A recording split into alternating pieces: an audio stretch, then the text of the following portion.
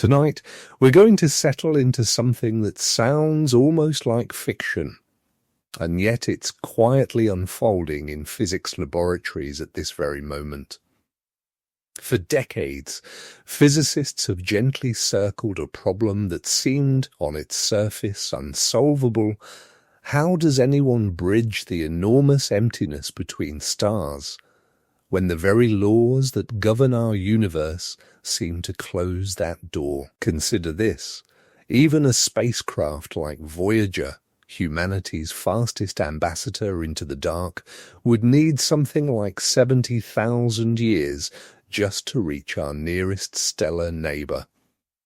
And Einstein's own equations appeared to rule out any kind of shortcut.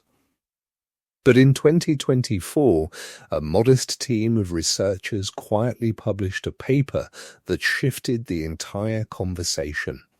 Tucked inside the mathematics, they found something remarkable, a way of moving through space that never actually breaks the speed of light, because it never needed to in the first place. By the time we drift through tonight's story together, you'll understand exactly what they uncovered, and why a door many assumed was sealed forever has perhaps been left slightly ajar. Before we ease into it, if wandering through the cosmos like this is something you enjoy, a quiet like or subscribe helps this little channel find its way to more curious minds. No pressure at all. Just a small kindness if the mood strikes you. Now, let's begin. Beyond our sun, the nearest star waits about 25 trillion miles away at 25, followed by 12 zeros.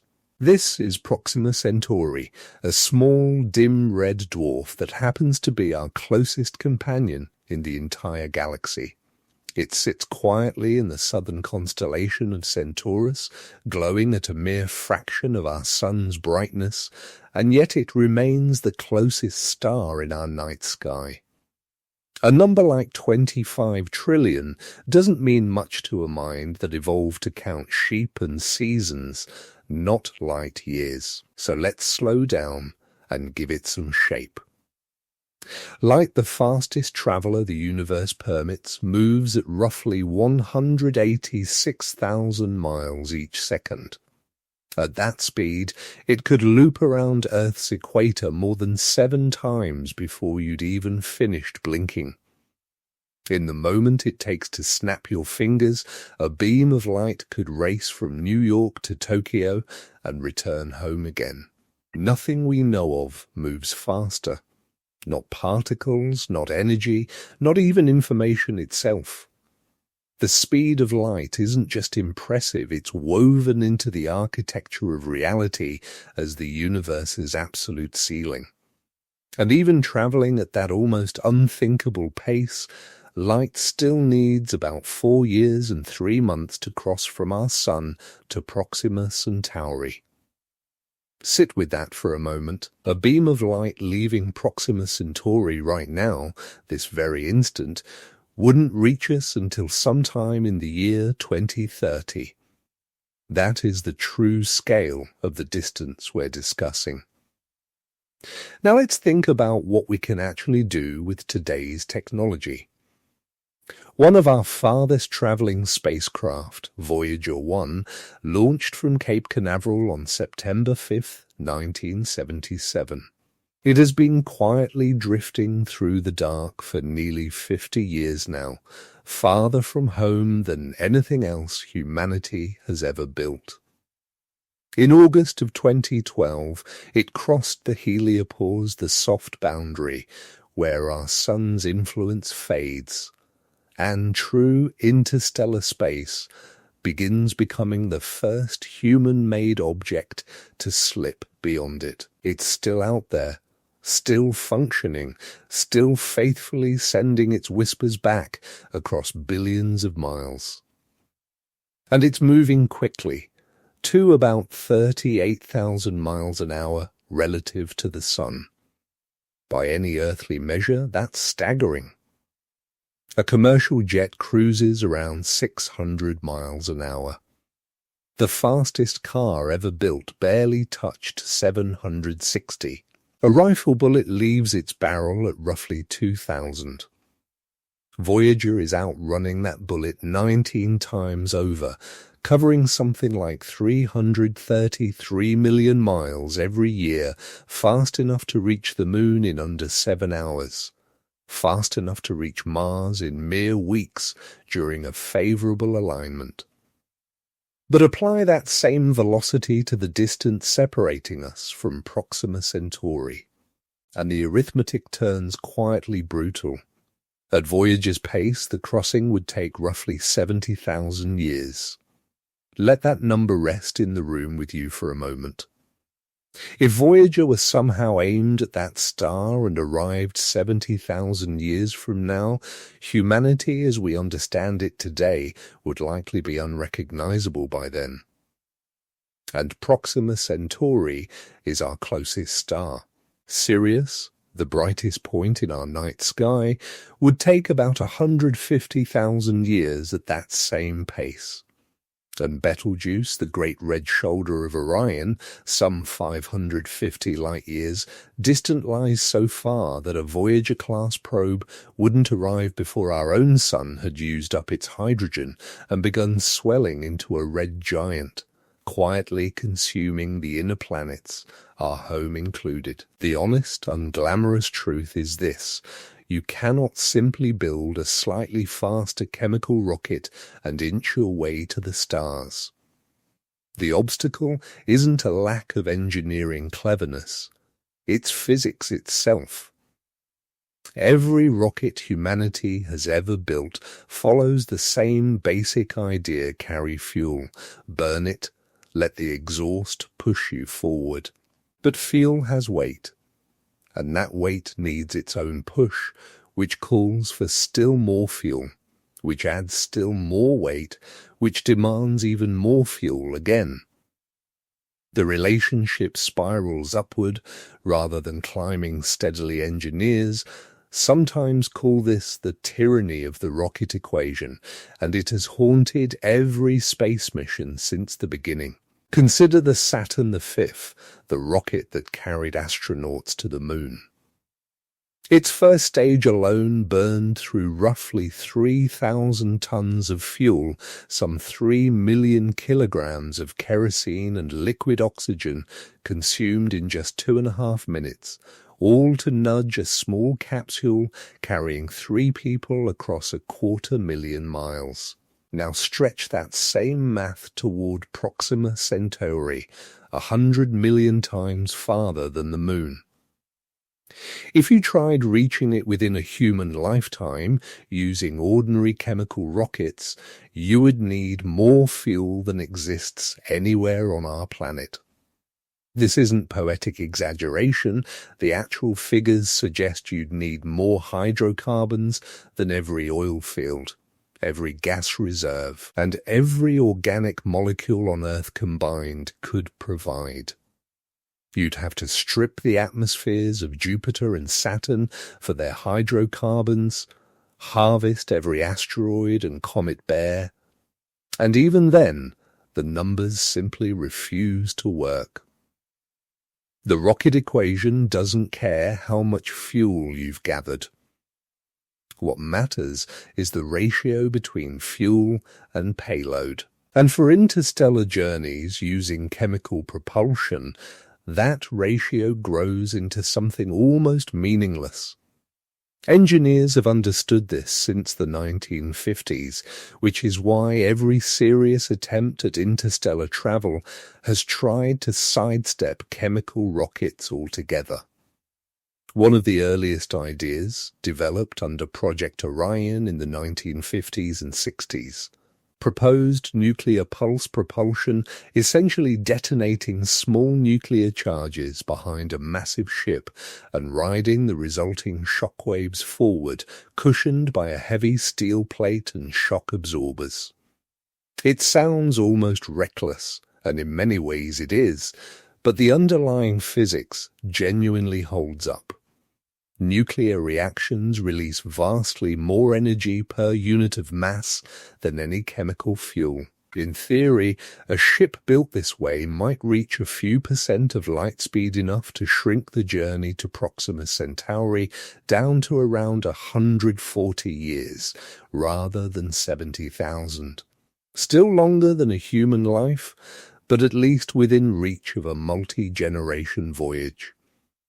The practical hurdles, though, are immense thousands of warheads, massive shielding requirements, and political and environmental concerns that have kept it firmly on paper.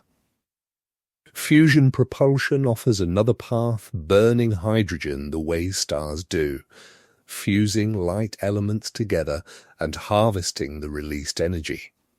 It would be cleaner than nuclear pulse methods and more efficient than chemical fuel, but humanity hasn't even mastered controlled fusion for stationary power plants yet, let alone a working engine that could survive the harshness of deep space.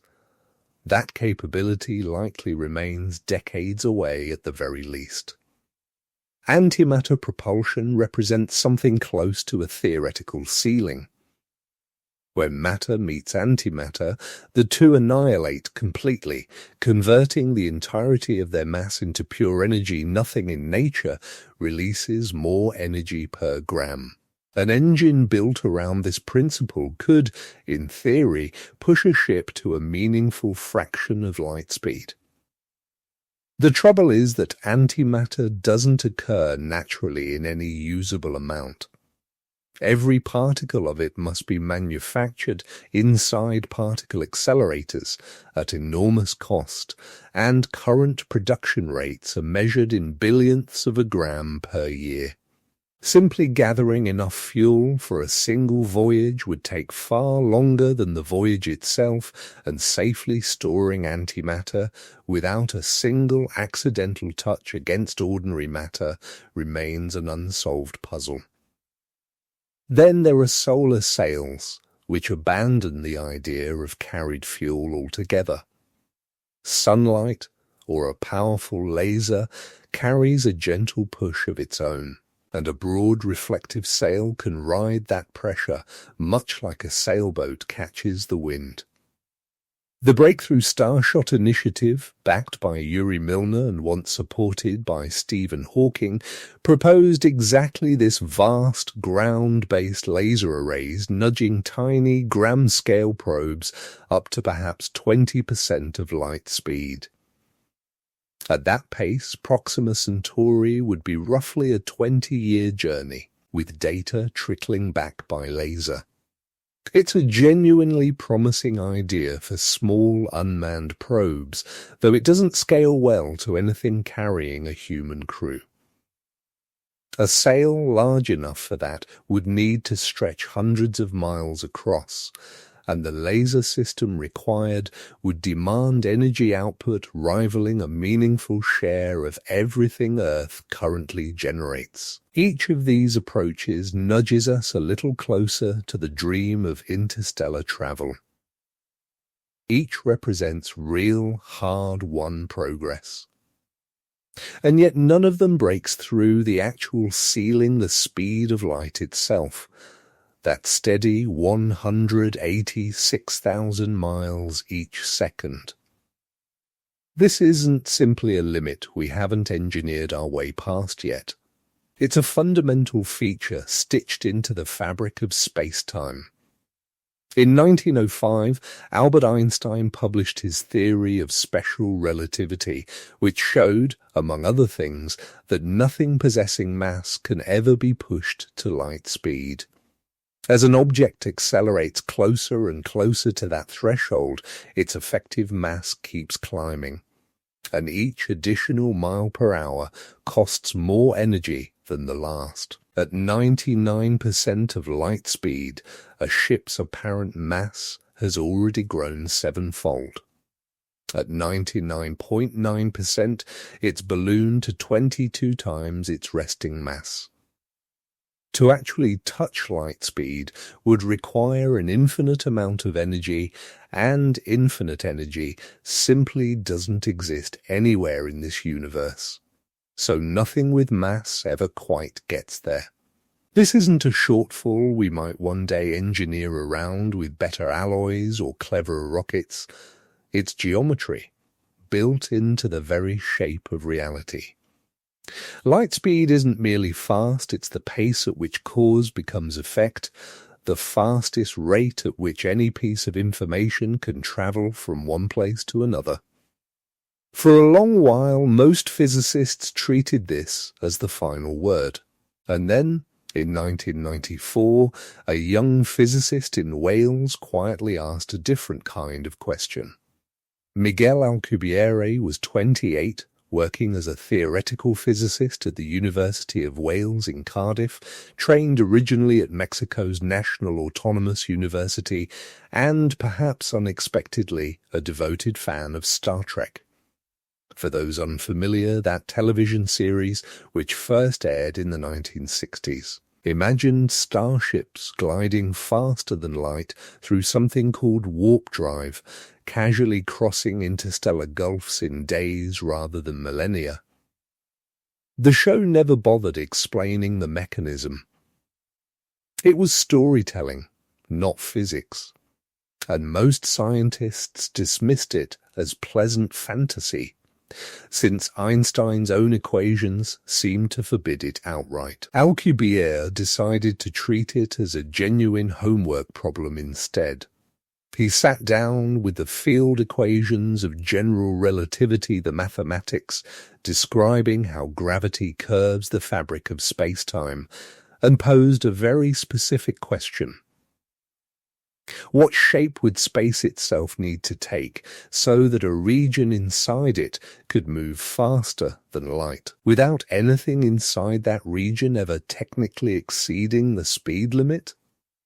At first glance, it sounds almost like cheating asking how to outrun light without outrunning light. But Alcubierre had spotted a loophole nobody had taken seriously. Einstein's speed limit governs objects moving through space. It says nothing at all about space itself moving. Let's slow down and unpack that distinction.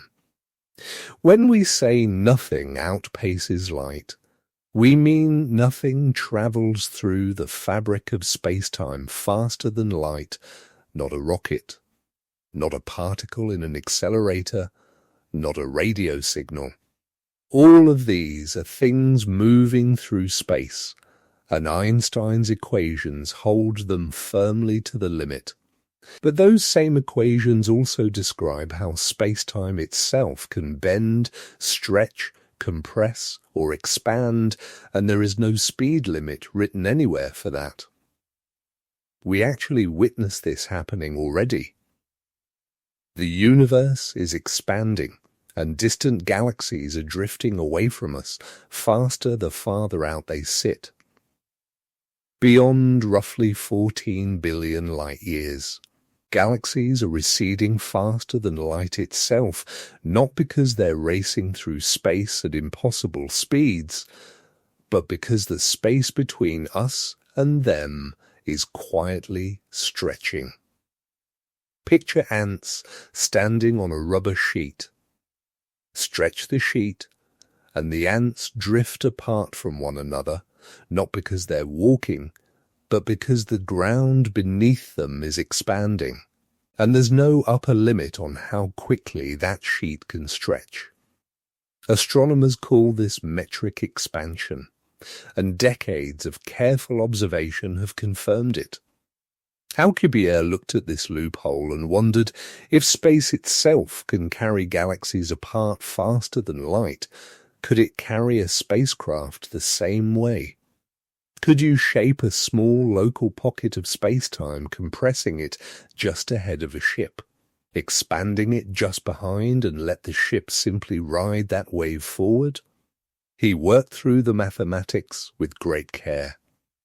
General relativity describes spacetime using something called a metric, essentially a mathematical rulebook for measuring distances and durations. Flat, empty space follows what's called the Minkowski metric. Space warped by a massive star follows the Schwarzschild metric. A spinning black hole follows the Kerr metric. Each is simply a different valid solution to Einstein's equations. Alcubierre constructed an entirely new one, a metric describing a kind of bubble. Inside that bubble, space-time stays perfectly flat. Time moves normally. Light behaves as expected. An astronaut inside would feel absolutely nothing unusual, no gravity, no acceleration, no sense of motion at all. Outside the bubble, space-time is also flat, blending smoothly with the rest of the universe. But at the bubble's boundary, something extraordinary happens. Along the leading edge, space contracts sharply, compressing the distance ahead. Along the trailing edge, space stretches back out again. The bubble itself simply rides forward on this shifting geometry. To someone watching from outside, the bubble can appear to move at any speed at all, slower than light, faster than light, whatever the design allows. But to someone riding inside it, nothing is moving. The ship simply sits inside its own pocket of calm, flat space, while the universe around it quietly reconfigures itself. There's no acceleration to feel, no kinetic energy building up in any traditional sense. The ship is, in a very real way, surfing a ripple in space-time's own geometry. Alcubierre published this result in May of 1994. In the journal Classical and Quantum Gravity, under a paper simply titled about warp drive and hyperfast travel within general relativity. It ran only 8 pages, dense with tensor mathematics, and it went on to become one of the most cited theoretical physics papers of the decade. When it appeared, the response was a careful mixture of genuine excitement and equally genuine skepticism. The excitement came from the fact that the mathematics held up perfectly.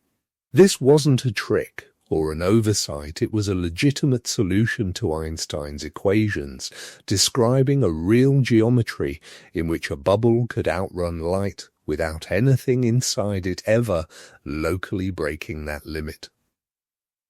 Light still moved at light speed, everywhere. At every point the trick was entirely in how the surrounding space itself behaved. The skepticism, though, centered on what building such a thing would actually demand. Alcubierre's warp bubble required something nobody had ever observed: exotic matter. Specifically, matter carrying negative energy density. Let's gently unpack what that phrase means. Ordinary matter, the kind that makes up you, this room, every star and stone in existence, carries positive energy. Even empty space, thanks to tiny quantum fluctuations, holds a whisper of positive energy.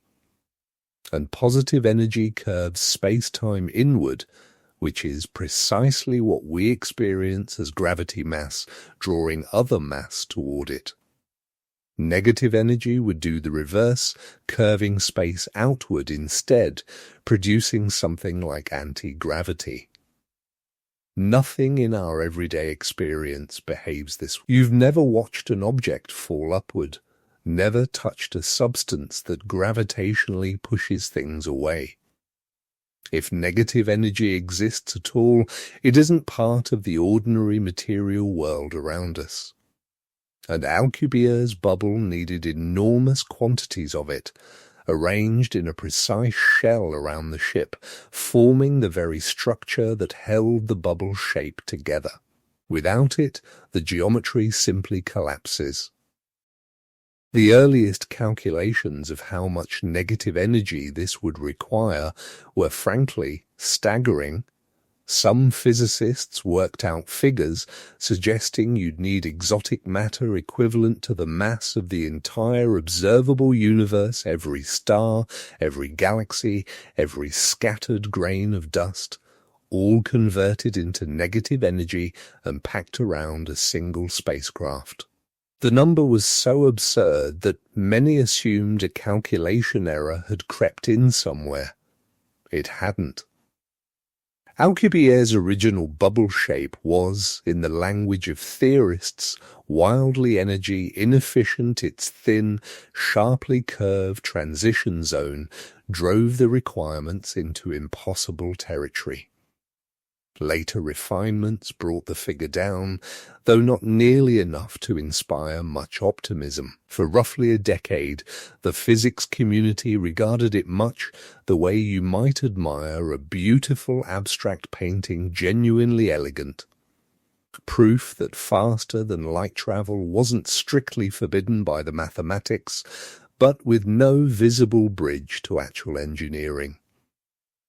Then, in 1999, a physicist in Belgium found a way to dramatically shrink that requirement. Chris van den Broek, working at the Free University of Brussels, published a paper in that same journal that quietly reshaped the conversation.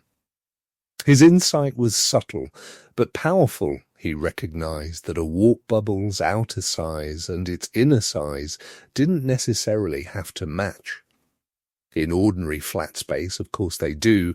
A box that measures 1 meter wide outside contains 1 meter of space inside. But curved spacetime doesn't play by that rule.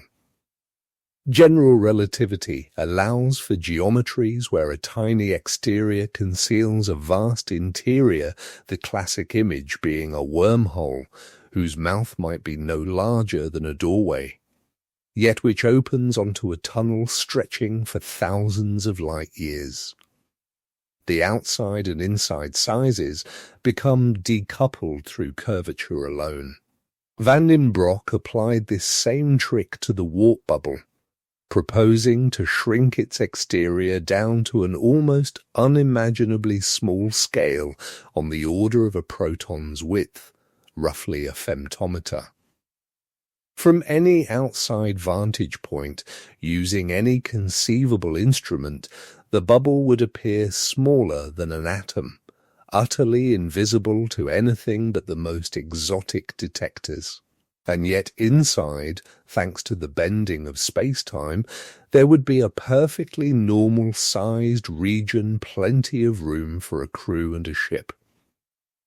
It sounds like nonsense on its face. How could a spacecraft possibly fit inside something smaller than an atom? But general relativity genuinely permits an interior larger than its exterior would suggest, with curvature quietly absorbing the mismatch. Think of it, perhaps, like those enchanted bags from old stories that hold far more than their outward size implies. In general relativity, that's not a trick of magic, it's simply geometry doing what geometry can do. This single change reduced the exotic matter requirement by more than 20 orders of magnitude, dropping it from something like the mass of the observable universe down to something closer to the mass of Jupiter, roughly 2 × 10⁻27 kilograms. Still an enormous figure, still far beyond anything we could gather or shape. But a reduction by a factor of 100 billion is not nothing. The challenge had shifted, no longer requiring literally everything in the universe, but merely the mass of one very large planet. From flatly impossible to merely absurdly, dauntingly impossible. Van den Broek's design also happened to satisfy certain quantum energy conditions that Alcubierre's original geometry had violated, specifically something called the weak energy condition, one of several mathematical safeguards meant to rule out the strangest, most unphysical forms of negative energy. That mattered, because it hinted the design might be more physically reasonable overall. The trade-off, though, was that his bubble required space-time curvature to behave predictably at atomic scales, and general relativity has genuinely never been tested down there. At that tiny scale, quantum effects take over, and nobody yet knows for certain whether Einstein's classical description still holds. The experiment simply hasn't been possible. Still, the wider physics community treated Van den Broek's paper as real, meaningful progress. It proved that the exotic matter requirement wasn't fixed at some cosmic, universe-spanning number-clever geometry could move it, sometimes dramatically. That opened the door for other researchers to hunt for further optimizations. A physicist named Jos Natrio, for instance, proposed a bubble with no compression or expansion at all, just a gentle tangential flow of space-time curling around the ship, the way a river bends smoothly around a stone. His design sidestepped some old problems while introducing new ones of its own. Slowly, this small corner of theoretical physics was beginning to mature.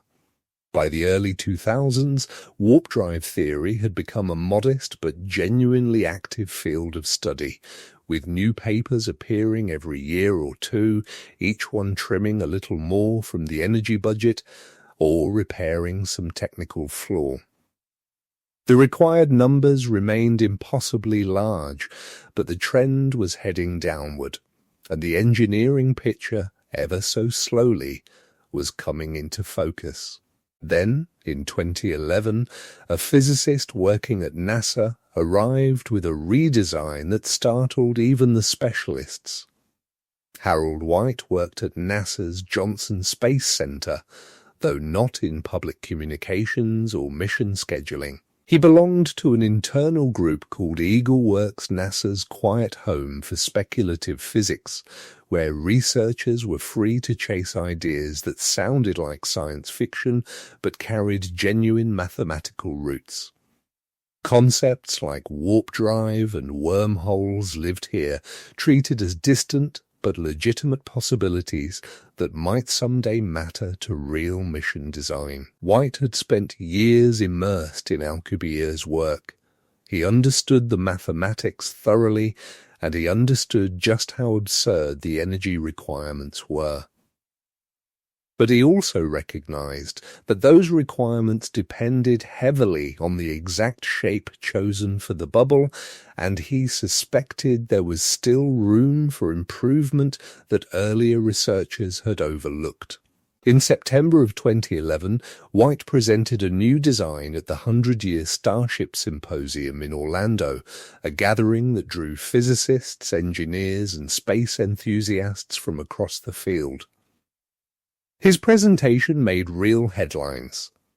What he unveiled was essentially a geometric refinement of Alcubierre's original bubble, one that shrank the exotic matter requirement by yet another enormous factor. White never questioned whether warp drive was theoretically sound to begin with. He treated that as settled and instead focused purely on optimizing the engineering.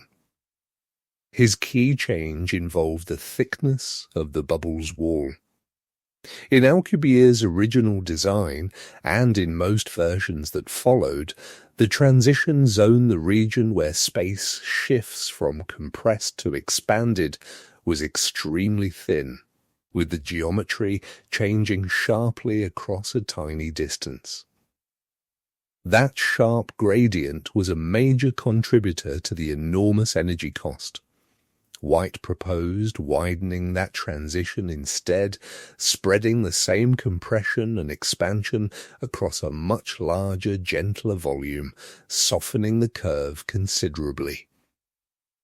He also reshaped the bubble's cross-section entirely, trading the familiar sphere for a torus and donut shape, with the spacecraft riding through the hole at its center. This concentrated the space-time warping into specific regions while leaving the rest comparatively flat, which lowered the total energy cost across the whole structure. When White ran these numbers through his thicker walled torus-shaped design, The exotic matter requirement dropped to somewhere around 700 kilograms, roughly the weight of a large motorcycle. Compared with the mass of Jupiter or the entire observable universe, this felt almost trivial. If exotic matter could somehow be produced in pure, concentrated form, 700 kilograms would fit comfortably inside a modest room. It remained impossible, of course, since nobody had ever produced even a single gram of the stuff, but it was impossible on an entirely different, far more approachable scale. The challenge had shifted once more, from needing an impossible amount of an impossible substance to needing merely a difficult amount of an impossible substance. White pushed further still, proposing that Eagleworks could actually test, in a laboratory, whether tiny amounts of space-time warping might be produced and measured. The experimental design used something called a White-Jude warp field interferometer, conceptually similar to the historic Michelson-Morley interferometer that first demonstrated the constant speed of light, and similar in spirit to the instruments that would later detect gravitational waves at LIGO. An interferometer works by splitting a single laser beam into two separate paths, bouncing each off mirrors, then recombining them.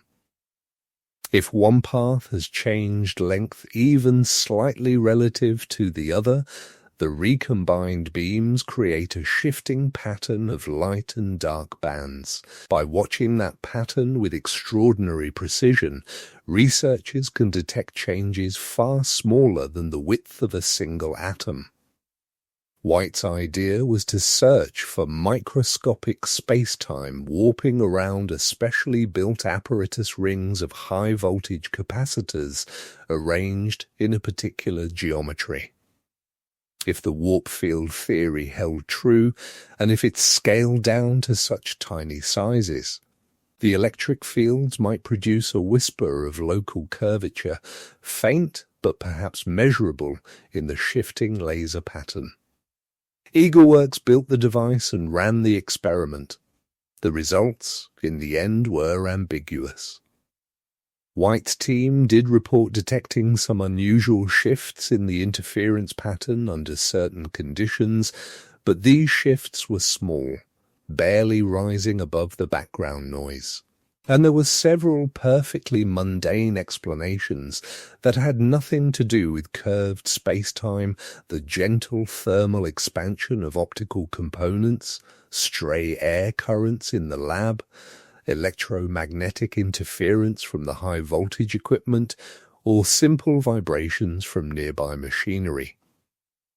The experimental controls weren't tight enough to rule any of these out with confidence. Critics in the wider physics community pointed out, reasonably, that a claim this extraordinary would require far more convincing evidence than what had been presented. NASA itself never officially claimed to have detected any true warp field effect, describing the results carefully as preliminary and warranting further study. And yet the very fact that NASA was funding this kind of research at all mattered a great deal. The most respected space agency on the planet was taking warp drive seriously enough to build hardware and publish findings, and that lent the field a legitimacy it had never quite held before. Graduate students could suddenly study warp metrics without their advisors raising a skeptical eyebrow. Papers on the subject began appearing in mainstream physics journals rather than fringe publications, and conferences started dedicating whole sessions to advanced propulsion concepts. The energy requirement had travelled an extraordinary distance from the mass of the entire observable universe, down to the mass of a planet, down further still to the mass of a motorcycle. The bubble's shape had been reworked and refined again and again. And yet the core problem remains stubbornly in place. 700 kilograms of exotic matter is still 700 kilograms of something. Nobody has ever managed to produce something that might not even exist in the form the theory demands. Which is where a small, privately funded laboratory in New York enters our story, carrying a genuinely different approach. At 477 Madison Avenue in the heart of Manhattan, tucked among thousands of ordinary office buildings, sits the headquarters of a research organization called Applied Physics. It isn't a university, and it isn't a government agency, it's a private company, funded by investors drawn to the promise of breakthrough physics and advanced technology. Founded by Gianni Martiri, an engineer and entrepreneur who had spent years in aerospace and technology before turning his focus toward fundamental physics. Within the company sits a division called the Advanced Propulsion Laboratory, whose mission is refreshingly straightforward treat warp drive, not as an abstract curiosity, but as a genuine engineering problem, one that can be mapped, understood, and systematically pursued, tool by tool, design by design, eventually toward hardware. The team itself is small, fewer than a dozen core researchers, but seriously credentialed, holding doctorates from respected institutions, publishing in peer-reviewed journals, and presenting alongside academic physicists at conferences. Among them are theoretical physicist Alexei Bobrick, Jared Fuchs, trained at the University of Alabama in Huntsville, Christopher Helmerich, also from Alabama, along with Luke Sellers, Brandon Melcher, and several affiliated researchers at partner institutions. Unlike NASA's Eagle Works, which had to justify its research to government oversight and public attention, Applied Physics can pursue long, speculative projects free of political pressure. If results take a decade to materialize, that's simply understood and accepted as part of funding basic research. In February of 2021, two members of the team, Alexei Bobrick and Gianni Martire, published a paper that would become something of a landmark, titled Introducing Physical Warp Drives, appearing in the very same journal that had carried Alcubierre's original work and most of the refinements since. What set this paper apart was its approach. Rather than proposing yet another specific warp bubble design, they built something more foundational, a complete framework for classifying every possible warp spacetime, a kind of taxonomy for organizing the entire solution space at once. The insight at its heart was elegantly simple. Every warp drive, without exception, is built from three distinct regions. First, there's a region far from the ship where space-time is essentially ordinary and flat, matching the quiet vacuum of the universe at large. Second, there's a passenger region at the very center, also flat, where the crew lives, equipment sits, clocks tick normally, and physics behaves exactly as expected. And third, sandwiched between them, there's a warping region, a shell of curved space-time, doing all the actual work, transitioning smoothly from the flat interior to the flat exterior, creating that familiar compression ahead and expansion behind. Every warp drive proposal that had ever been written down Alcubierre's original. Van den Broek's shrunken version, White's torus, fit neatly into this same three-part structure. The differences between them all came down to how that middle warping region was shaped, what filled it, how thick or sharp its curvature was, and how it blended into the surrounding universe. By organizing every design this way, Bobrick and Martiri could ask genuinely systematic questions. Which parts of the design space had researchers already explored? Which constraints were truly universal, and which were simply optional choices? And it turned out there were large, unexplored territories that no one had seriously investigated before. One of these was the idea of a subliminal warp drive, a bubble moving slower than light rather than faster.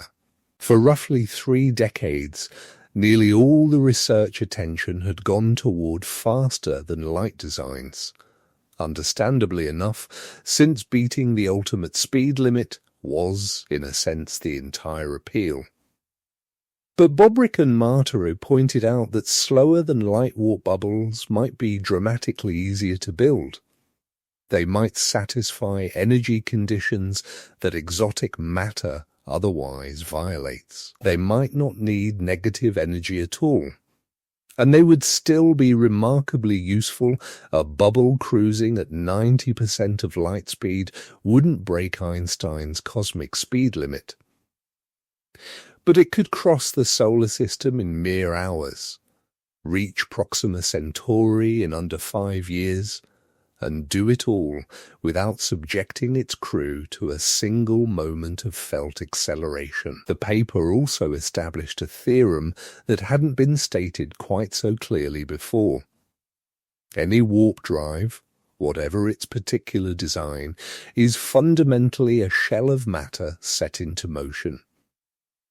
That shell moves through space just as any other object would, meaning it still requires some form of propulsion to bring it up to cruising speed. A warp bubble doesn't eliminate the need for rockets, it simply changes what those rockets are pushing. Instead of directly accelerating the crew and cargo, the engines accelerate the bubble itself. And the bubble in turn carries everything inside it without ever transmitting those forces to the interior. This quietly reframed the entire problem. Warp drive isn't magic, it's a specific structured shape of spacetime that once set into motion carries a bubble of ordinary flat space along with it. The crew inside feels nothing, because from their own frame of reference, they aren't accelerating at all. The outside universe sees the bubble in motion, but getting that bubble up to speed in the first place still relies entirely on conventional physics. The Bobrick-Martiri framework quickly became the standard reference point for warp drive research going forward, cited heavily in papers that followed, and its focus on subliminal designs opened up a research direction that had been almost entirely neglected until then. The applied physics team kept working. They had, in a sense, mapped the whole problem. Now they needed to solve a piece of it. In 2024 they did. The paper appeared in Classical and Quantum Gravity, Volume 41, published on April 29, 2024, titled Constant Velocity Physical Warp Drive Solution. The lead author was Jared Fuchs, alongside co-authors Christopher Helmerich, Alexei Bobrick, Luke Sellers, and Gianni Martiri, essentially the whole team, focused now on a single, specific goal. What the paper claimed was, quietly, extraordinary.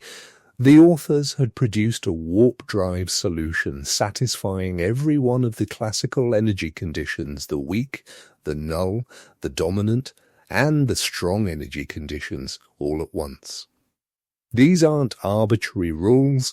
They emerge naturally from quantum field theory and have been tested against countless real-world observations. Violating them typically signals you're dealing with something that simply doesn't exist in nature. And the folks' design violates none of them. No negative energy anywhere in its structure, no exotic matter, no departure from any physical principle we've ever actually observed. The design rests on two combined elements. First, a stable shell of matter with a carefully chosen density profile, built entirely from ordinary positive energy material, the same protons, neutrons, and electrons that make up everything in the known universe, arranged in a particular configuration, but requiring nothing new or exotic to exist. Second, a shift vector distribution, a mathematical feature describing how different regions of space move relative to one another. In this design, the shift vector produces a flow that mimics Alcubierre's original geometry, compressing space slightly ahead of the bubble and expanding it slightly behind, but here, that compression and expansion emerge from the interplay between ordinary matter in the shell and the shift vector's own structure. Together, they generate a genuine warp effect, a pocket of flat space moving through the wider universe, carrying anything inside it along for the ride. To test the design numerically, the team used a tool they'd built themselves, called Warp Factory, written in MATLAB and released publicly so other researchers could evaluate their own candidate designs, checking the stress-energy tensor, which reveals what kind of matter a design would need, the energy conditions which reveal whether that matter is physically reasonable, the curvature itself, and visual renderings of the whole geometry.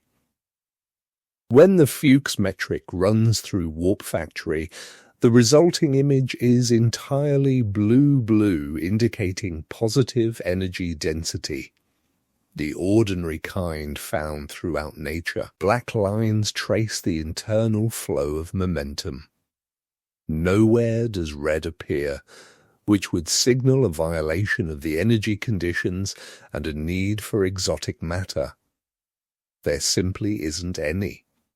The design is, from start to finish, entirely physical. In interviews, folks explained the breakthrough plainly.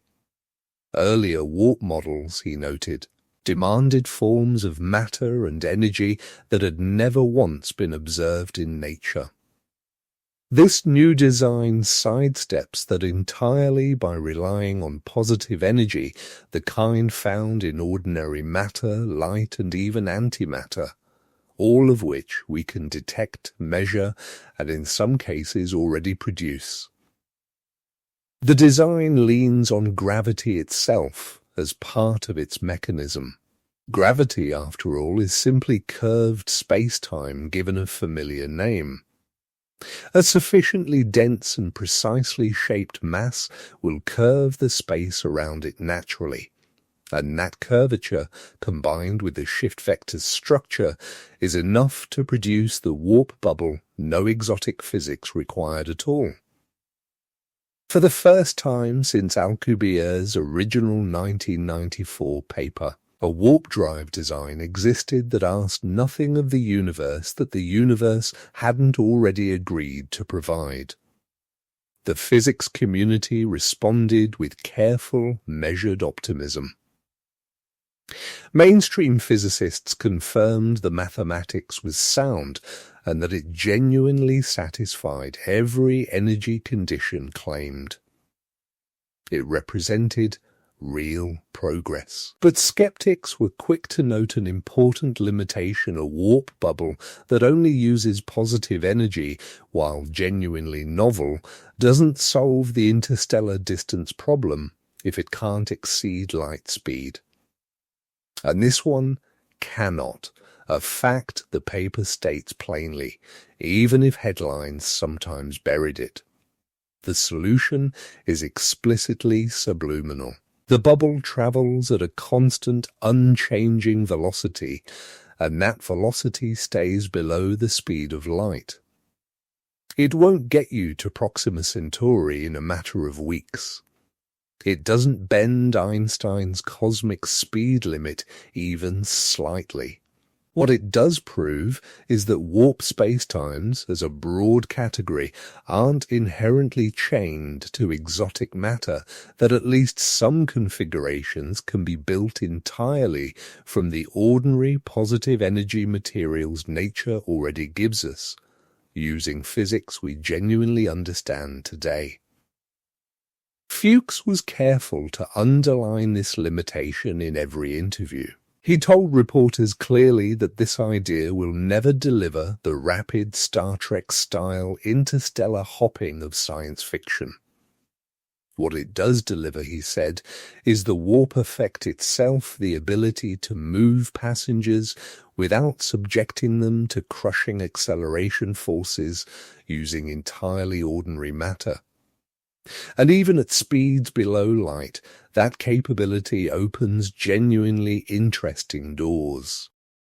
Let's slowly walk through why that matters. A subliminal bubble travelling at, say, 90% of light speed would take roughly 4.7 years to reach Proxima Centauri as measured by observers back home. For the crew themselves, thanks to time dilation, the journey would feel shorter, closer to 2 years by their own experience. That's still a substantial trip. Nothing like the days or weeks of science fiction, but no longer a multi-generation undertaking either. It falls comfortably within a single astronaut's working life. Someone could volunteer, make the crossing, and come home again within their own career. More immediately, a subliminal warp drive would transform travel much closer to home.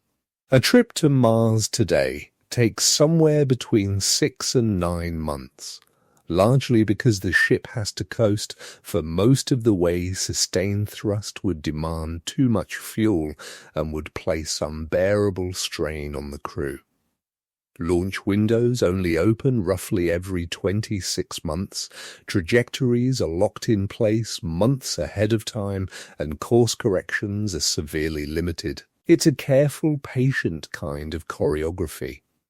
A warp bubble changes all of that. Inside it, space remains flat, and the crew feels absolutely nothing, even while the bubble itself accelerates rapidly.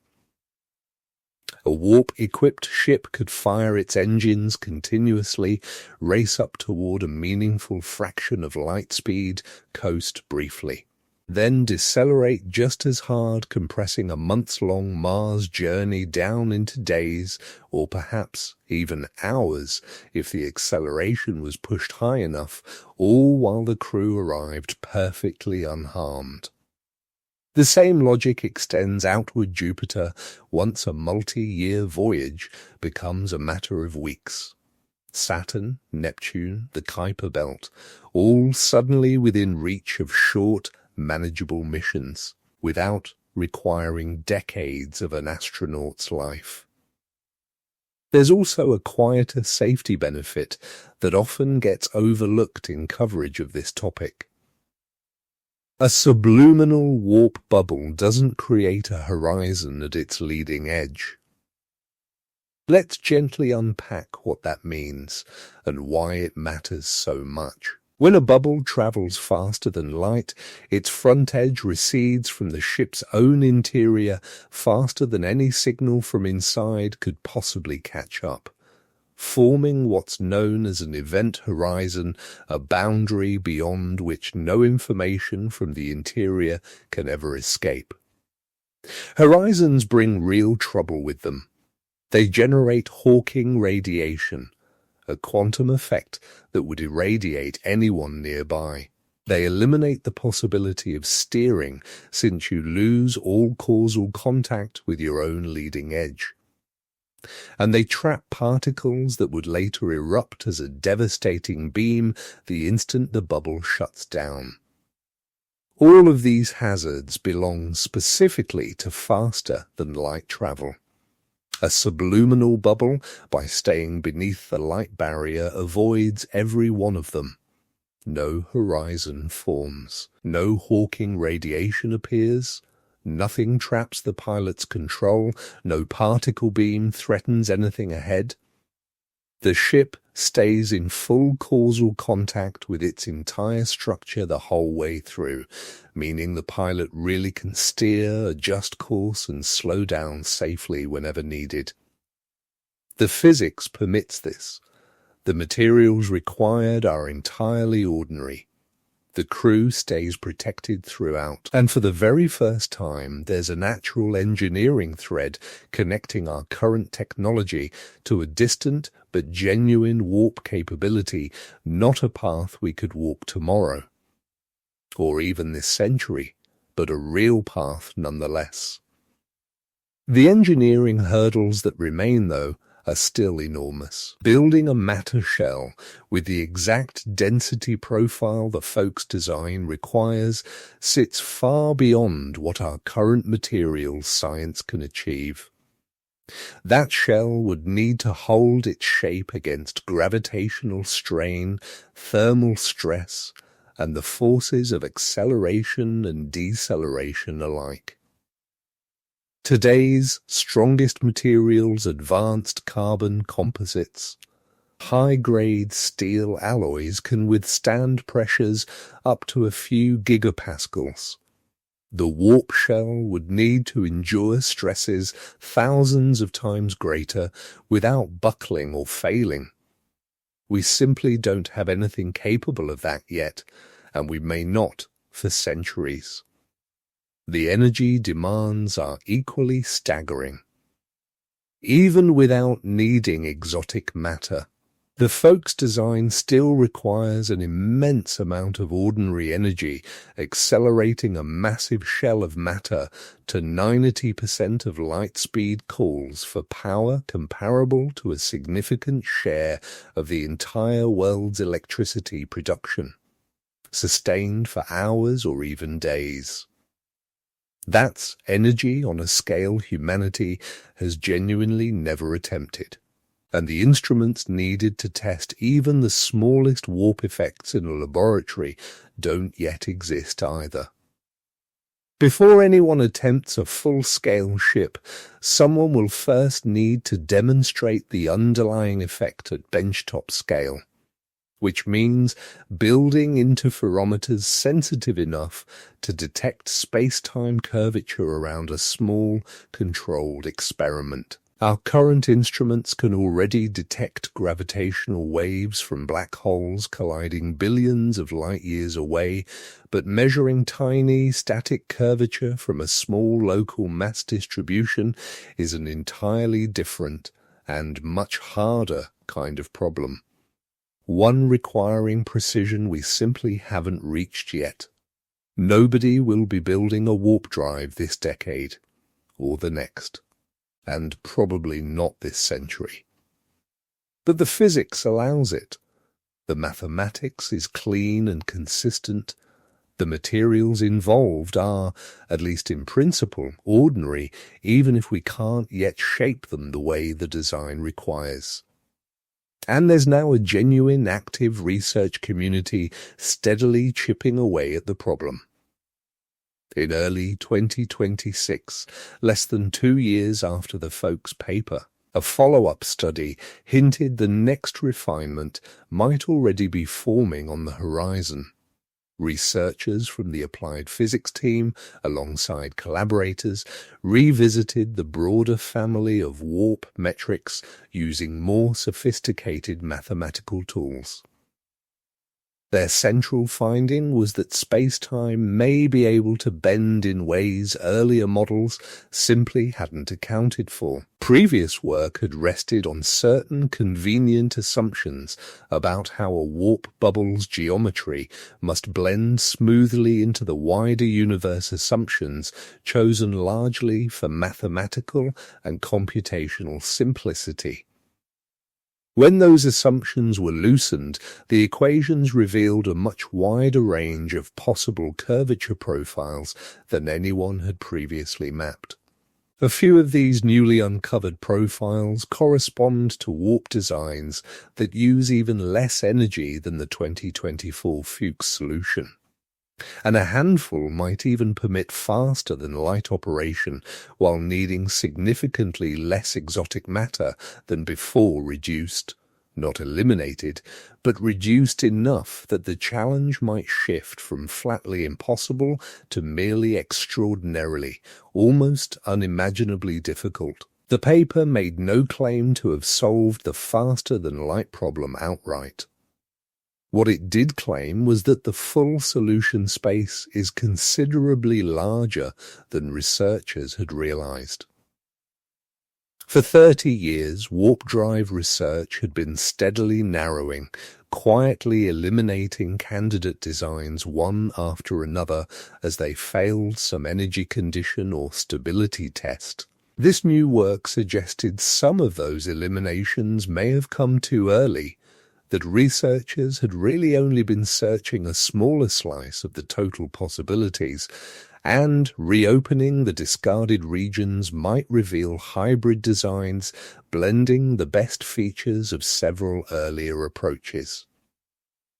Research groups across Germany, Australia, Japan, and the United Kingdom quickly began running their own simulations using Warp Factory and other numerical tools to test which of these newly identified geometries satisfy the energy conditions which remain stable under small disturbances, and which might one day be buildable with materials that don't exist yet but conceivably could.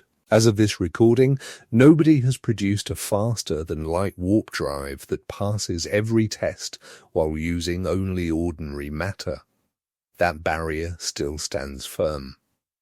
But what has shifted, quietly and steadily, is the attitude of the wider physics community itself. Through the 1990s and 2000s, warp drive research lived on the fringe tolerated because the mathematics was sound, but rarely taken seriously as a genuine path toward real technology. Conferences didn't feature it. Graduate students avoided it, wary of raised eyebrows from their committees. Funding agencies looked elsewhere. By the mid-2020s, all of that had changed. Papers on warp drive now appear regularly in top-tier journals. Advanced propulsion sessions at conferences draw genuinely large audiences. NASA maintains an ongoing interest, even with eagleworks less active than it once was. Private organizations like Applied Physics publish openly and collaborate freely with academic researchers, and graduate students can cite warp metrics in their work without a hint of professional stigma. The field has quietly moved from mathematical curiosity to legitimate engineering pursuit. The actual engineering may still be centuries away, but it is engineering now, not fantasy, and that distinction genuinely matters. There is, however, one remaining piece of the faster-than-light puzzle that deserves careful attention, something involving exactly what happens at the front edge of a bubble the moment it crosses the light barrier. When a warp bubble travels faster than light, it forms something called a horizon, a boundary in space-time beyond which information simply cannot pass.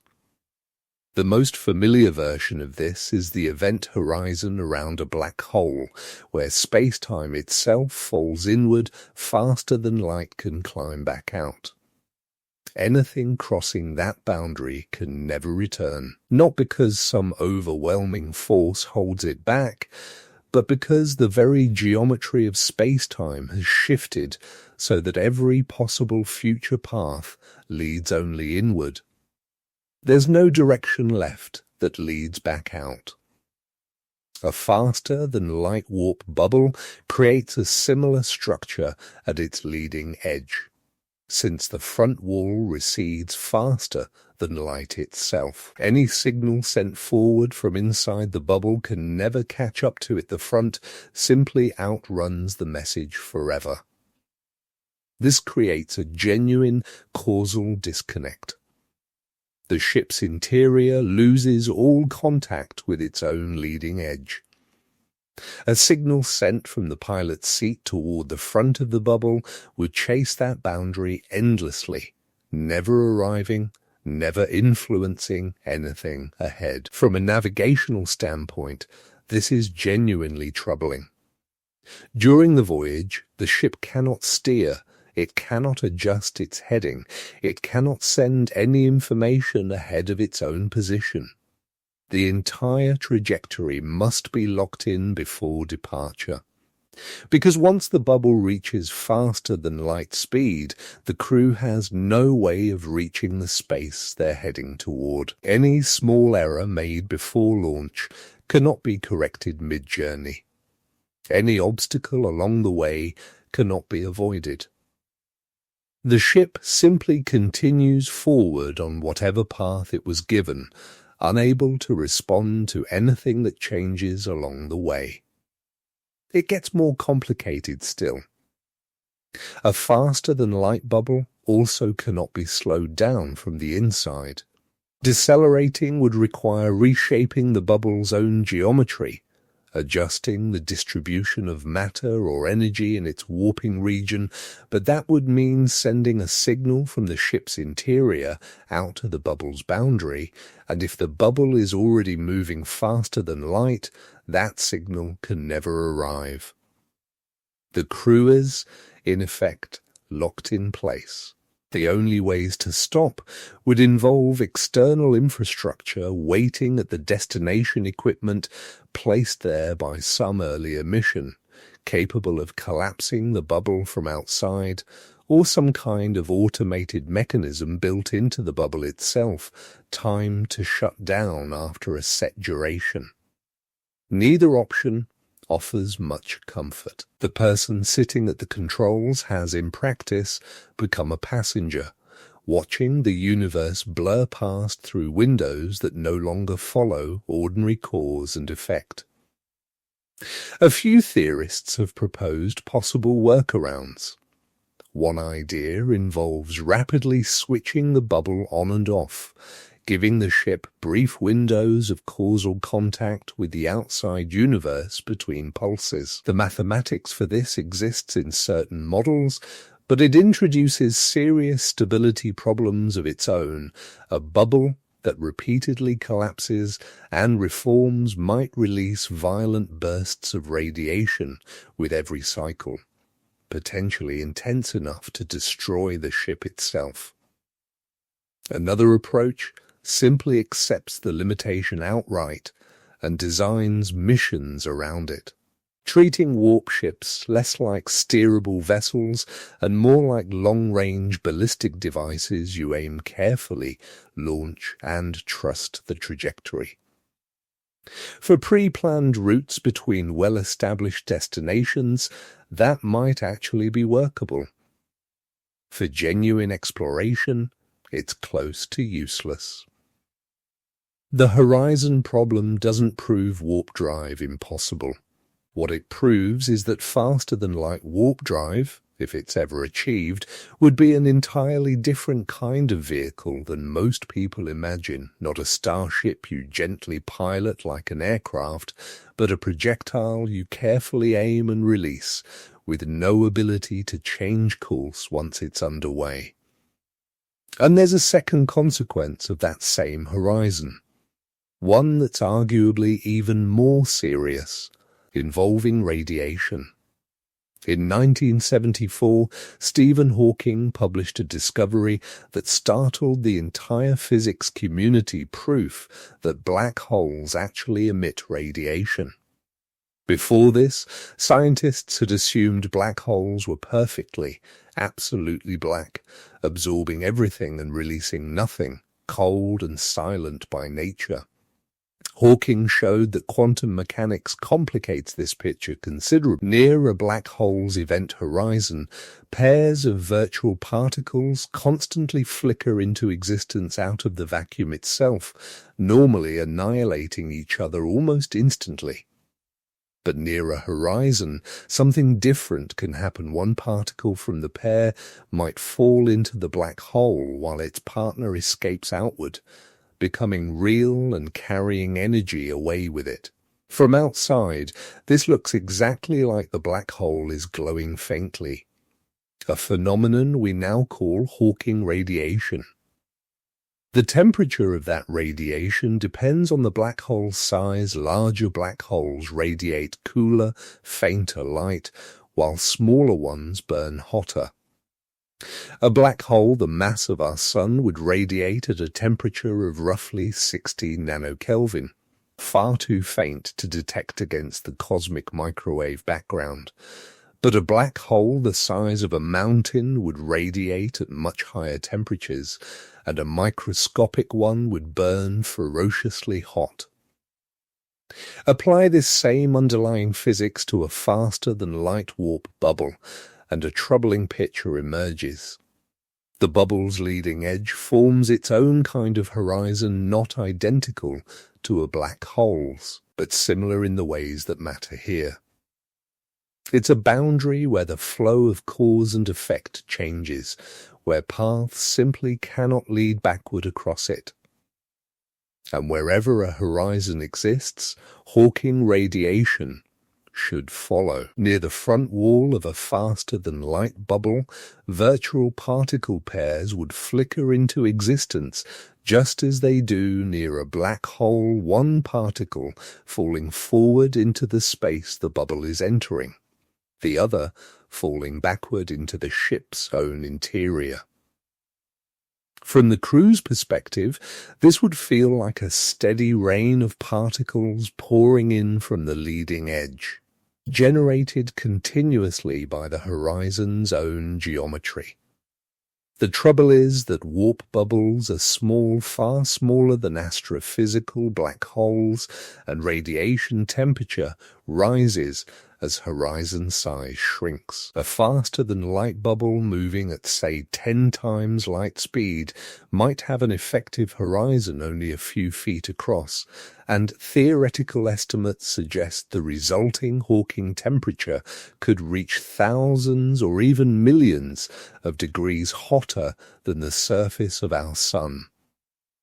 The crew wouldn't simply feel warm. They'd be bathed in high-energy particles pouring in from the front wall X-rays, gamma rays, possibly worse, lethal within seconds. A 2009 paper from physicists at the University of Sydney worked through this calculation carefully, and their conclusion was stark. Any large-scale, faster-than-light warp bubble would generate Hawking radiation at its leading edge intense enough to kill the crew almost instantly, with the effect only worsening as the bubble's speed increases. There's essentially no escape from it, since the radiation forms inside the bubble itself, between the ship and its own front wall. Placing shielding there would mean disrupting the very geometry that makes the bubble work in the first place. Are there possible ways around this? Perhaps, if the bubble's wall could be shaped with enough care, some of that radiation might be redirected away from the ship's interior, out through the sides or rear instead. Alcubierre himself has speculated that corrections from quantum gravity, the still undiscovered theory unifying general relativity with quantum mechanics, might soften the effect at extremely small scales, somewhere near the Planck length, roughly 10 to the negative 35th of a meter, where spacetime might behave quite differently than classical relativity predicts. Such corrections could change how horizons emit radiation. But all of this remains speculation. We don't yet have a working theory of quantum gravity, so we simply don't know whether it would help or make matters worse. There is gently a subliminal escape clause here too. A bubble moving slower than light never forms a true horizon in the first place, and without a horizon, there's no Hawking radiation to worry about. This is yet another reason the folk-style subliminal designs feel genuinely more practical.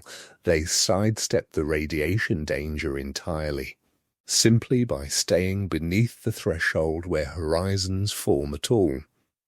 The Hawking radiation problem remains one of the most serious objections to faster-than-light warp travel, not something better materials or more energy could ever fix, but something built directly into the structure of space-time and quantum theory itself. A faster-than-light bubble creates a horizon. A horizon emits radiation. That radiation would kill the crew. Unless our understanding of physics changes in some fundamental way, this may stand as an absolute barrier. There's one more hazard worth sitting with quietly, something that happens during the journey itself, involving the sparse matter a bubble would inevitably pass through along the way. Interstellar space isn't truly perfectly empty.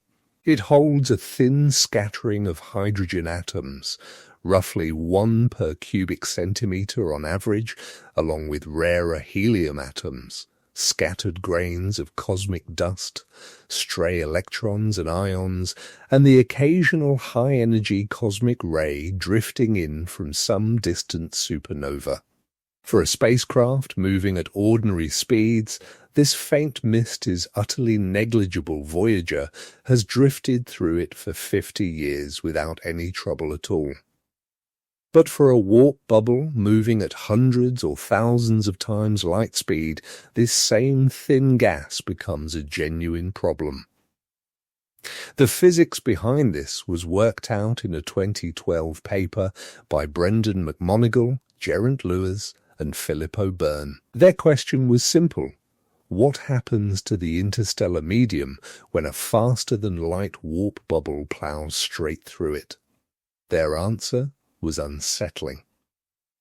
As the bubble advances, hydrogen atoms and dust particles in its path don't simply pass cleanly through the compressed geometry at the leading edge. They're caught instead, trapped by the warped spacetime, accelerated to enormous energies, and steadily accumulated as the bubble carries them along. The longer the journey, the more matter builds up. A voyage spanning several light years would sweep up billions upon billions of particles, each one carrying energy proportional to the bubble's own tremendous speed. When the bubble finally arrives and shuts down, all of that accumulated matter is released at once, blasting outward from the ship's position in a tightly focused beam pointed directly at the destination. According to McMonigal and his colleagues, the energy contained in that beam could rival hundreds of thousands of solar masses worth of kinetic energy concentrated into a narrow cone.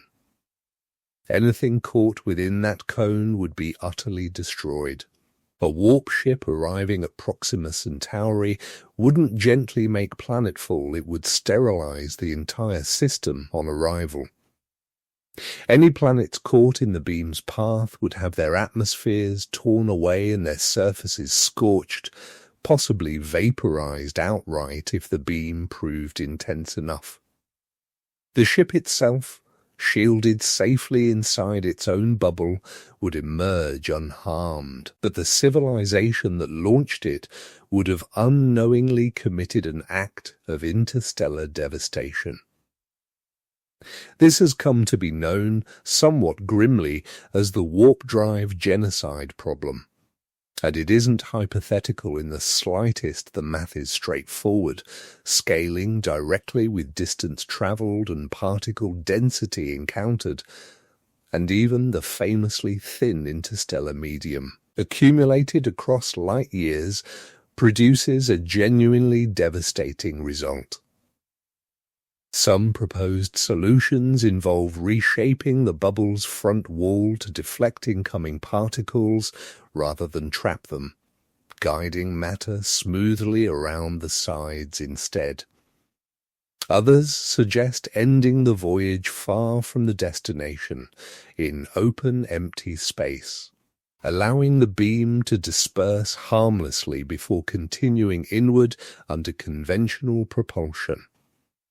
Both ideas add real complexity, and both introduce fresh possibilities for something to go wrong. For anyone planning such a mission, this particle accumulation problem means faster-than-light ships could never approach an inhabited star system directly. They'd need careful arrival protocols, long deceleration zones, precise alignment to aim the release beam away from anything of value, and advance warnings sent to any civilization at the destination, assuming one exists and has the means to receive such a message. It's yet another layer stacked atop the exotic matter requirement. The horizon problem, the Hawking radiation, and the steering limitations already discussed. Taken all together, Alcubierre's original warp drive starts to look less like a sleek, graceful starship and more like an uncontrollable weapon that happens almost incidentally to carry cargo. Which raises a natural question. If warp drive carries all these burdens, is there perhaps a different route to faster-than-light travel that sidesteps them entirely? There is, in a sense. Instead of warping the space around a ship, imagine instead cutting a tunnel straight through space itself, a genuine shortcut, connecting two distant points along a route far shorter than the surrounding universe would normally allow. The ship wouldn't need to move quickly at all. It would simply walk through the tunnel and emerge, moments later, light years from where it started. This is a wormhole. And much like warp drive, wormholes emerge naturally as valid solutions within Einstein's own equations. The idea was first sketched out by Einstein himself, together with Nathan Rosen, back in 1935. While studying the interior structure of black holes, they discovered that the mathematics permitted a kind of bridge connection linking two otherwise separate regions of spacetime. This came to be known as the Einstein-Rosen bridge, a feature of the Schwarzschild black hole solution, potentially linking the black hole's interior to another region entirely. Perhaps even another universe, or simply a distant corner of our own. Early physicists treated it mostly as a mathematical oddity. The bridge would collapse far too quickly for anything to actually pass through. And even attempting entry would mean being torn apart by tidal forces before ever reaching the other side. That picture began to shift in 1988. Kip Thorne, a theoretical physicist at Caltech who would later share a Nobel Prize for detecting gravitational waves, published a paper with collaborators Michael Morris and Olfi Yurtsever, titled Wormholes in Spacetime and Their Use for Interstellar Travel. The paper's origin was delightfully a request from Carl Sagan, who was writing his novel Contact and wanted a scientifically credible way for his characters to travel faster than light. He simply asked Thorne whether general relativity permitted any such mechanism. Thorne took the question seriously, and his team's answer was striking. Traversable wormholes ones a traveller could genuinely pass through without being destroyed turned out to be legitimate solutions to Einstein's equations, provided certain very specific conditions were satisfied. A ship could enter through one mouth, pass along a short connecting throat, and emerge from the far end, potentially light years distant, all within minutes or hours of travel time. And crucially, the two mouths could sit any distance apart across the galaxy. Watched from outside, the trip might appear nearly instantaneous, the ship vanishing into one mouth and reappearing from the other, sooner than light travelling the long way around could ever manage. Picture space-time as a broad sheet of paper. Normally, to travel from one point to another, you cross along its surface. A wormhole is rather like folding that paper so two distant points touch, then poking a hole straight through both layers, creating a shortcut far shorter than the distance across the flattened sheet. Crucially, the trip through the tunnel itself never breaks the local speed of light. A beam of light passing through the throat would still travel at its usual pace. It's simply that the shortcut shrinks the effective distance so dramatically that the whole journey takes far less time than the long way around. To an outside observer, a ship could seem to arrive faster than light travelling conventionally ever could. Unlike warp drive, a wormhole doesn't involve the ship, or any bubble moving through space at all. There's no compression or expansion sweeping across the universe. The tunnel is simply a fixed structure, a permanent feature of space-time with two stationary openings. The ship simply flies through it. In principle, you could position those two openings anywhere at all, one in Earth's orbit, the other circling a planet at Alpha Centauri, and step calmly from one to the other. The engineering challenges, however, make even warp drive look approachable by comparison. Thorne's 1988 paper laid out precisely what a genuinely traversable wormhole would require, and the list is demanding. First, it must have no event horizon at all, a one-way boundary that traps anything crossing it. Most naturally forming wormhole solutions, including the original Einstein-Rosen bridge, do have horizons, which makes them fundamentally non-traversable. A usable wormhole needs both mouths fully open and connected, with no such barrier anywhere along the way. Second, the throat itself must be wide enough to accommodate a spacecraft safely obvious, perhaps, but essential, since a narrow throat would generate extreme tidal forces, stretching a ship apart between its nose and tail. Thorne calculated that a human-scale spacecraft would need a throat at least several miles in radius to pass through safely. Third, the transit time itself needs to feel reasonable. A wormhole, where time flows wildly differently inside versus outside, would create serious complications, though Thorne showed that ordinary, steady time flow is achievable if the supporting matter is arranged correctly. And fourth, most critically of all, the wormhole must somehow be held open, which is precisely where the physics runs into trouble with everything we currently know. Ordinary matter, the kind that makes up stars, planets, and everything around us, curves space-time inward. Gravity pulls. Left alone, a wormhole throat would naturally want to pinch itself shut under that same attractive force, making it inherently unstable. Keeping it open requires something that pushes outward instead, something producing a kind of repulsive gravity. Thorne identified exactly what that something would need to be: exotic matter, carrying negative energy density, the very same substance Alcubierre's warp drive requires, the stuff that may or may not exist at all. And a wormhole needs a great deal of it.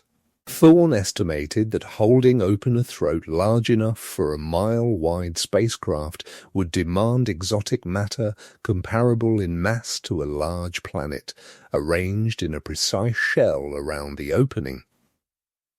The configuration is delicate. Any fluctuation in that exotic matter distribution risks collapsing the throat entirely, and if that happens while a ship is passing through, the ship simply ceases to exist. Compare this to warp drive, where the exotic matter, if needed at all, forms a shell around a ship that's already moving through space. Once configured and accelerated, it largely maintains its own shape.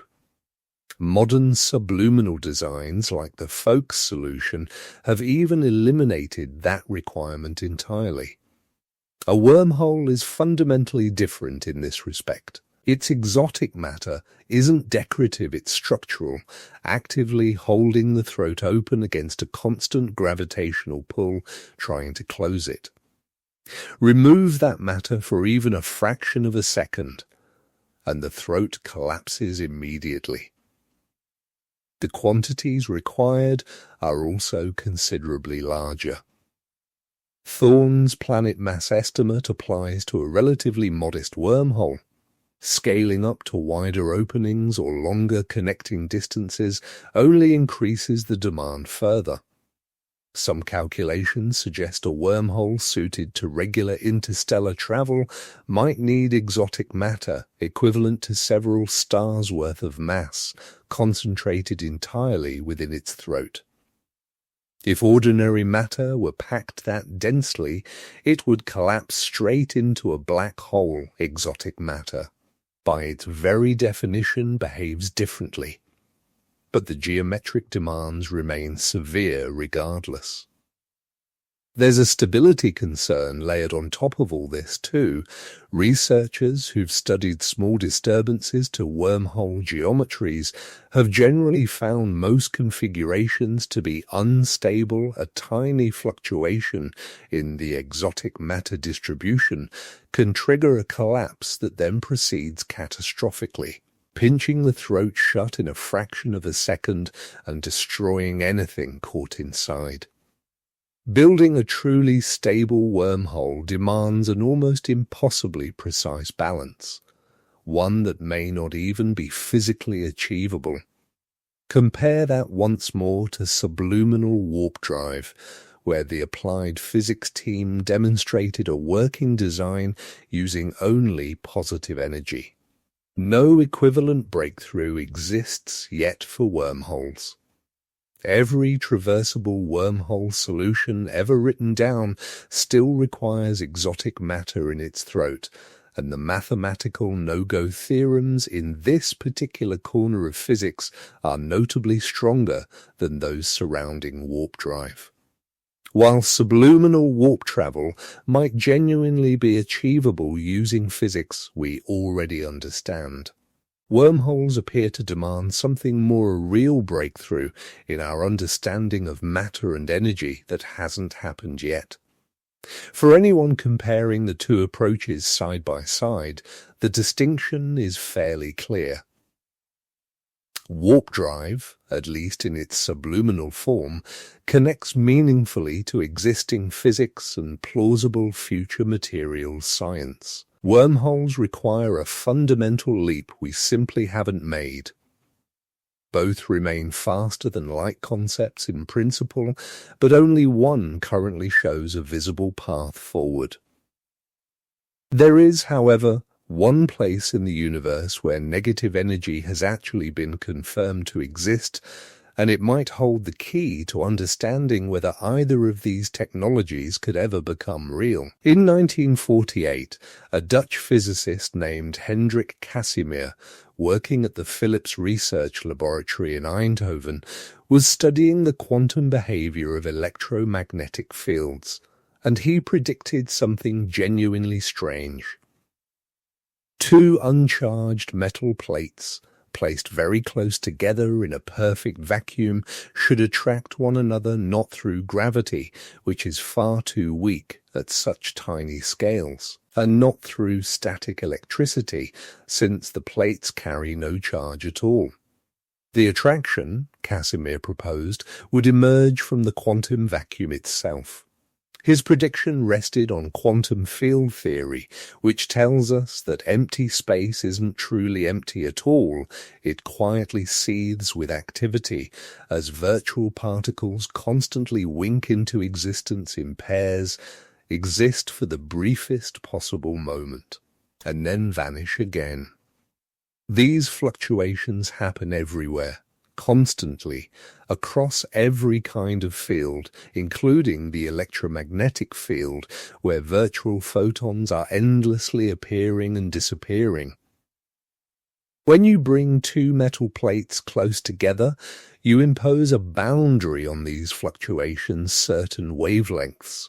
One's too long to fit comfortably between the plates simply can't exist in that narrow gap, while they continue existing freely just outside it. This creates a subtle imbalance, with more virtual photons pressing inward from the outside than pushing outward from between the plates, and the net result is a gentle force drawing the plates together. This is the Casimir effect. It might sound like invention, but it's genuinely real. First measured experimentally in 1997 by Steve Lamoureux at Los Alamos National Laboratory, using plates separated by gaps of roughly a micrometer, a thousandth of a millimeter, and successfully detecting the predicted attraction. Since then, the effect has been measured repeatedly in multiple laboratories with steadily increasing precision.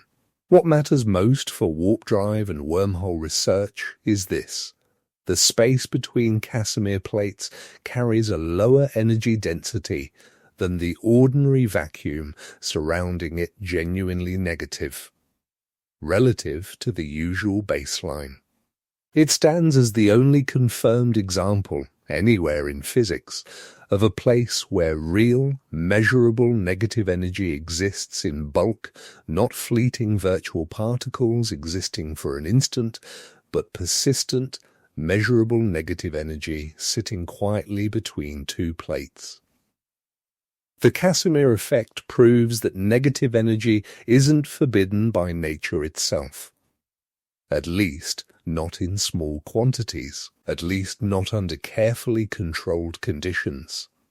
The real question is whether this effect could ever be scaled up, whether we could someday produce enough negative energy to power a warp drive or hold open a wormhole's throat.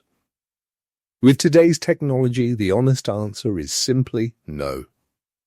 The negative energy produced in a typical Casimir cavity is minuscule, a pair of plates, 1 square meter each, separated by a micrometer gap, produces roughly a 10 millionth of a joule of negative energy total, less than the energy a mosquito spends flapping its wings once. By comparison, warp drive designs call for negative energy measured in tons of mass equivalent. Using Einstein's famous equation relating mass and energy, a single kilogram corresponds to roughly 9 times 10 to the 17th joules. The gap between what a Casimir cavity can currently produce and what a warp drive would actually need spans about 24 orders of magnitude, something on the order of a trillion times too small. And yet, the Casimir effect is cited in nearly every serious warp drive paper, because it proves the underlying concept holds. Negative energy can exist.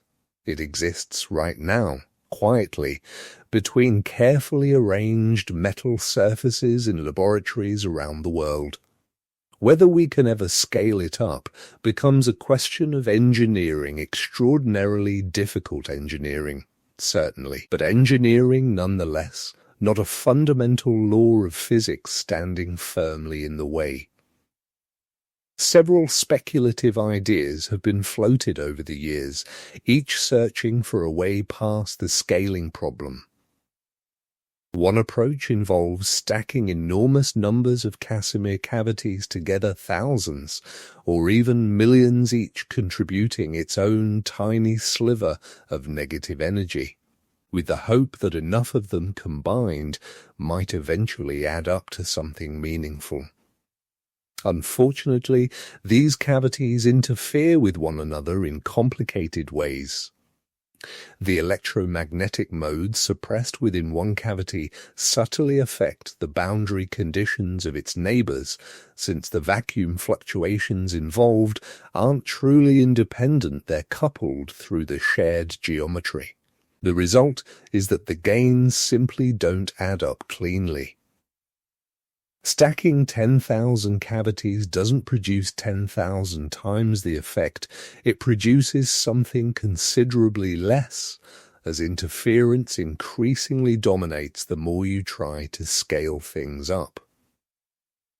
Researchers have experimented with different spacings, materials, and cavity shapes, hoping to minimize this interference, but nothing has yet produced a genuine breakthrough. Another idea explores the dynamic Casimir effect.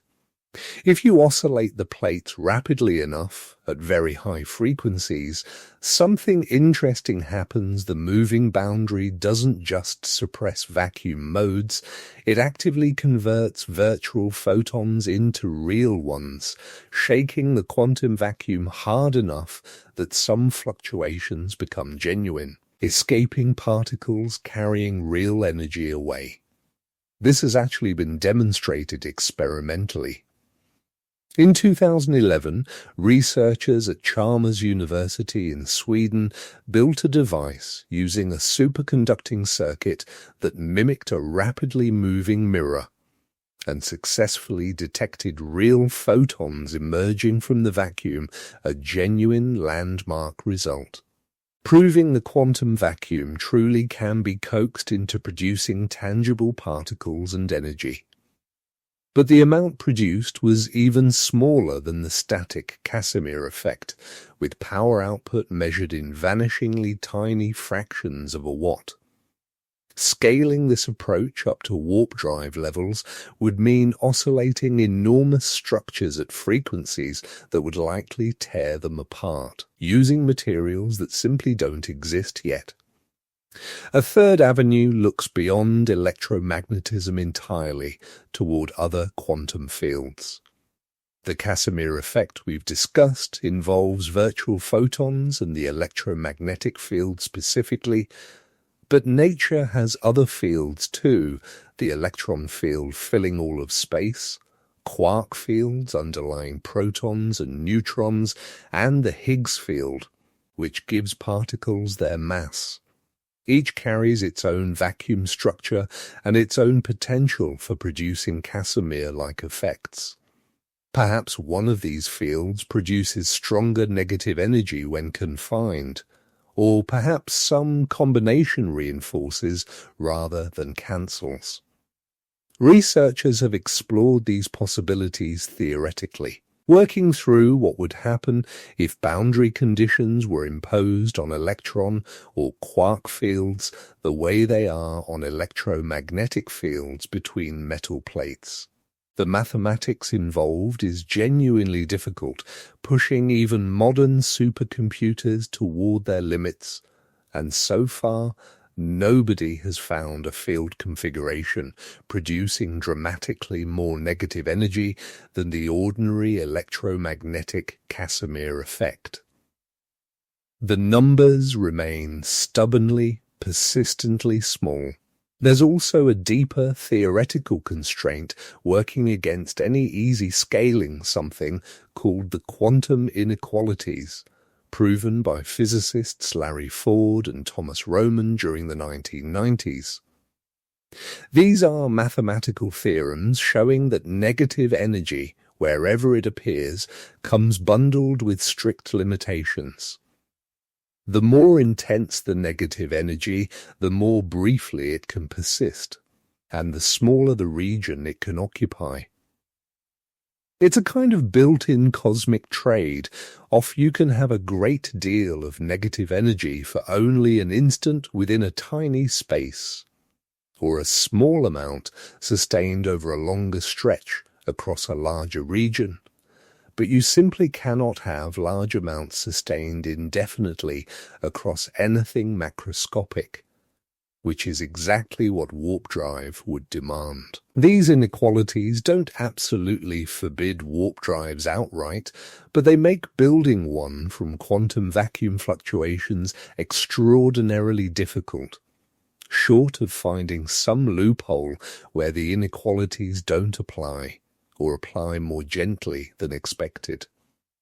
Such loopholes might exist somewhere within quantum gravity, the still undiscovered theory unifying general relativity with quantum mechanics, or within some undiscovered physics beyond our current standard model. But these remain speculative possibilities. We don't yet have a working theory of quantum gravity, and we haven't found any hint of new physics that would help produce negative energy at scale. For now, the engineering stays firmly aspirational.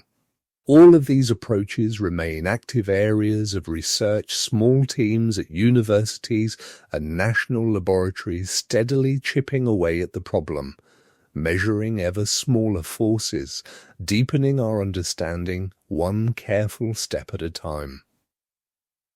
None of them has yet produced a practical reservoir of negative energy anywhere near the scale that warp drive or wormholes would require. The engineering challenge is immense, and it may remain immense indefinitely, or it might someday yield to some insight nobody can currently predict. Which means that on the longest possible timescale, warp drive might not require entirely new physics after all. It might simply require extraordinarily patient refinement of the physics we already have. But there's one final thread of this story worth following. If warp drives exist anywhere else in the universe, and if they sometimes fail, we might actually be able to detect the aftermath. In 2024, Katie Clough and collaborators at Queen Mary University of London published a paper in Classical and Quantum Gravity titled, in essence, An Exploration of Gravitational Waveforms from Warp Drive Collapse. The question they asked hadn't really been addressed before, not how a warp bubble might fail, but what observable trace that failure would leave behind. The premise is fairly simple. A warp bubble is a carefully structured region of spacetime held together by a specific arrangement of matter and energy. If that arrangement becomes unstable, the bubble collapses, and not gently. The collapse would be sudden, violent, genuinely catastrophic, with the curved geometry snapping back to flat almost instantly, releasing all the energy that had been stored in its curvature. Clough's team used numerical relativity, the same computational approach used to simulate black hole mergers and neutron-star collisions, the very events LIGO detects to model exactly this scenario. They built a warp bubble metric in their simulation, gave it a physically reasonable matter distribution, introduced a small instability, and let it run. The bubble collapsed, and as it did, it released gravitational waves ripples in spacetime, spreading outward at light speed, with a distinctive shape all their own. A brief burst of high-frequency oscillation, followed by a slowly decaying ringing pattern as the geometry settled back into stillness. That signature was unlike anything else we know of, different from the chirp of merging black holes, different from the quieter hum of colliding neutron stars, different from a supernova's core collapse or any other violent cosmic event on record. This matters because if warp drives exist somewhere out there, and if they occasionally fail, those failures would send gravitational waves rippling outward across the cosmos at light-speed waves that, in principle, we might one day catch. The frequency of such a signal depends on the bubble's size. Clough's team calculated that a bubble a few miles across would produce a dominant frequency around 300 kHz, far higher than what LIGO was built to detect, which operates mainly between 10 Hz and a few kHz, most sensitive around 100 Hz. A warp collapse signal at 300 kHz would sail entirely outside LIGO's hearing range. Even one occurring within our own galaxy would go unnoticed. Future instruments, though, might catch it. Several proposals exist for high-frequency gravitational wave observatories using entirely different technologies than LIGO's superconducting resonators, levitated sensors, microwave cavity arrays, though none has yet been built at the scale needed to detect anything from deep space. If they eventually reach their projected sensitivity, they would open an entirely new window onto the gravitational wave sky, with warp bubble collapse standing as one genuinely intriguing candidate signal. There's a speculative but genuinely tantalizing implication tucked inside all of this. The search for extraterrestrial intelligence has traditionally leaned on electromagnetic signals, radio telescopes, scanning for artificial transmissions, optical instruments watching for laser pulses, infrared surveys hunting for waste heat from enormous structures. All of these approaches assume that alien civilizations emit, or at least leak, electromagnetic radiation we could detect. Gravitational waves offer an entirely different channel. If some advanced civilization operates warp drives, and if those drives occasionally fail, the resulting gravitational signatures would ripple outward and might eventually reach us here on Earth. By searching specifically for the waveform patterns predicted by warp bubble collapse, astronomers could potentially uncover not just evidence that alien civilizations exist, but evidence of genuinely advanced technology at work. This is, admittedly, a considerable long shot, with many uncertain links in the chain.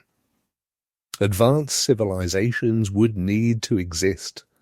They would need to use warp drives. Those drives would need to fail often enough to produce a detectable signal. Our instruments would need to be sensitive enough to catch it. And we would need to be listening in the right place at exactly the right moment. Multiply all those uncertainties together, and the resulting probability is genuinely small, though not quite zero. And the mere possibility has given gravitational wave astronomers a new signal template to fold into their ongoing searches. Even if nothing is ever found, a thorough search still places meaningful limits on just how common warp-capable civilizations might be within our cosmic neighborhood. This work carries scientific value well beyond the hunt for extraterrestrial company, too. In modeling warp bubble collapse through numerical relativity, Clough's team developed techniques useful for studying other exotic spacetimes, entirely black hole interiors, the earliest moments of the Big Bang, even hypothetical cosmic strings. Tools built to solve one problem so often find life solving others. Which means that the hunt for faster-than-light travel, even if it never quite reaches its original goal, keeps quietly generating real scientific progress along the way.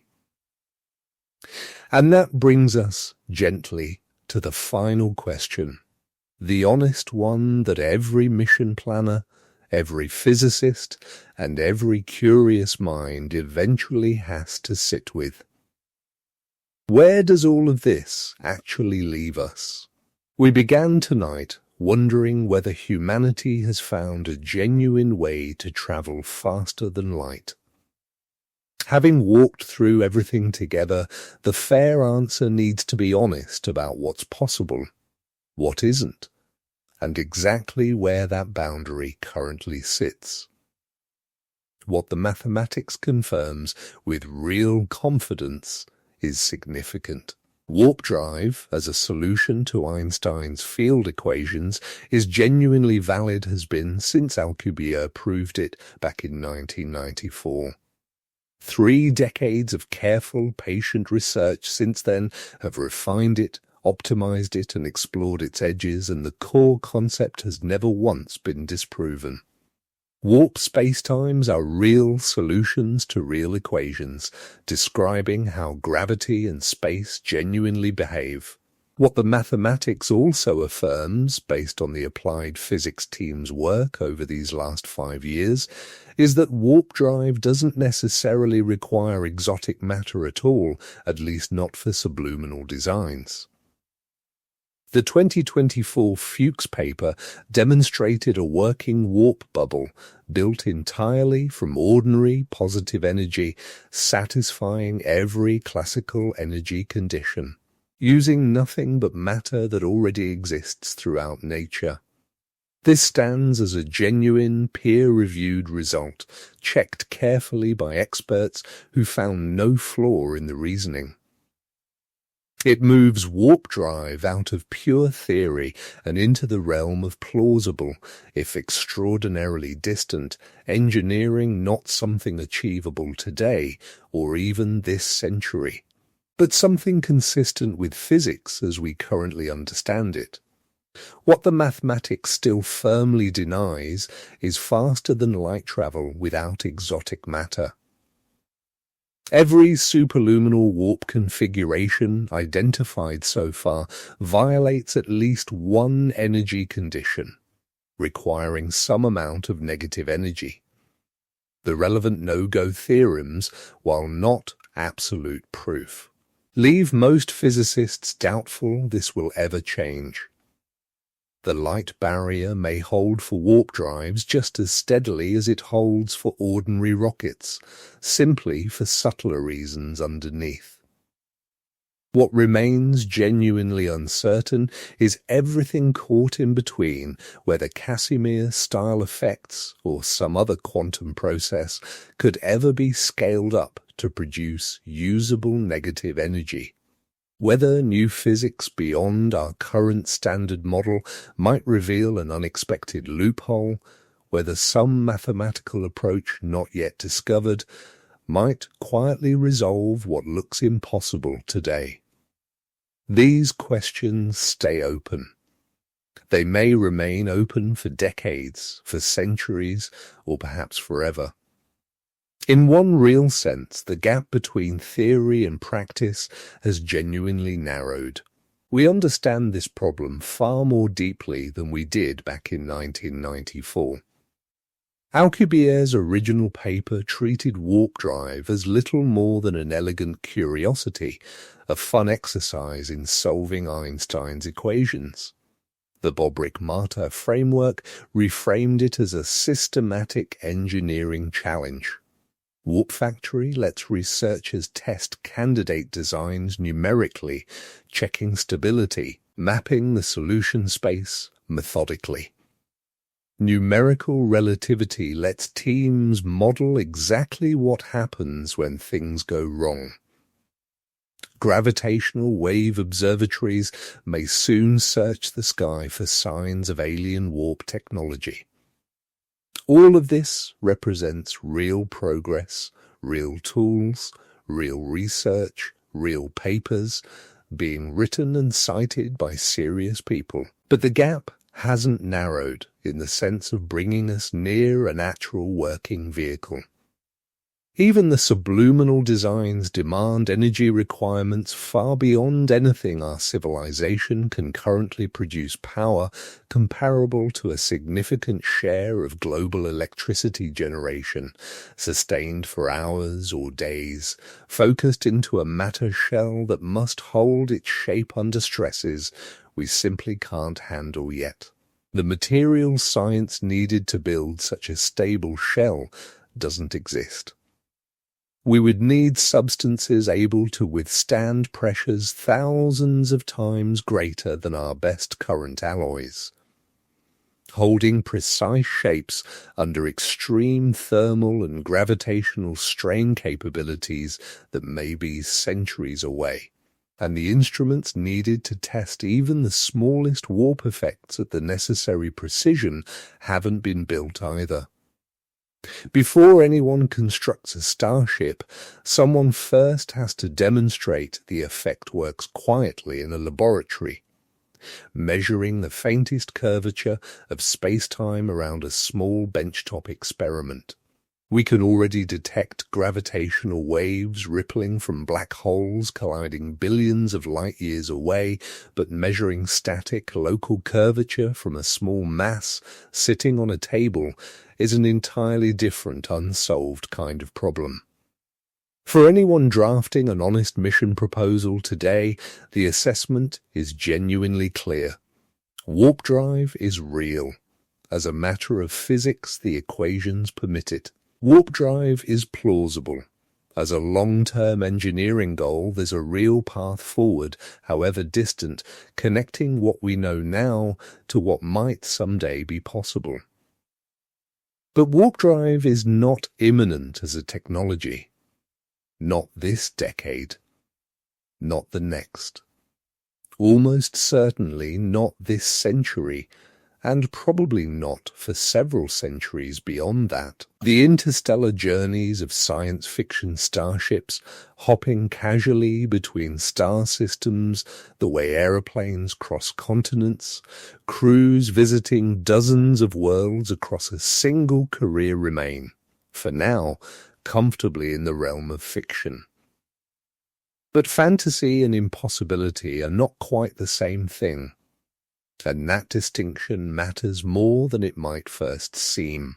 A fantasy has no genuine path toward reality. It requires breaking fundamental laws or simply asking us to suspend disbelief entirely. A long-term engineering goal, by contrast, stays consistent with known physics. It's difficult, yes, expensive certainly, centuries away quite possibly, but not forbidden. Warp drive clears that particular bar narrowly, with real caveats and real conditions attached, but it clears it nonetheless. And the research community keeps quietly building on that foundation. New papers appear every year, fresh designs get proposed and tested, older ones get refined further still. The solution space keeps slowly, patiently expanding. Humanity may never actually leave the solar system aboard a warp-driven ship. Our civilization might falter long before the technology ever matures. Or perhaps some deeper law of physics, still hidden from us, will eventually rule it out entirely. But the opposite is equally possible. On some distant century's afternoon, a research team somewhere might finally solve the remaining pieces, build the very first working test bubble, watch it hold, scale it upward. And humanity might light up a genuine warp drive for the first time reaching Proxima Centauri, not in 70,000 years, but in a handful of ordinary ones, reaching Sirius after that, then Vega, slowly spreading outward across our small corner of the galaxy. The mathematics says this outcome isn't forbidden. The engineering says it isn't close. Not yet. And the honest verdict, gently offered, is simply patience, the quiet, steady kind, carried forward one equation at a time, one experiment at a time, one small refinement at a time. Because the distance to Proxima Centauri really is 25 trillion miles. And a species that once walked upon the moon landed rovers across the dusty plains of Mars. detected gravitational waves rippling out from black holes merging billions of light years away, and even photographed the shadowed edge of a supermassive black hole at the heart of a distant galaxy, the kind of species doesn't simply give up on a problem just because the numbers happen to look difficult. And so, for tonight, the mission brief quietly closes here. The equations are written down. The simulations are still running, somewhere in a quiet lab. The instruments are slowly being designed. And somewhere out there, in a future none of us can quite see yet, perhaps the very first warp bubble is only just beginning to learn how to gently bend space around itself. Sleep well.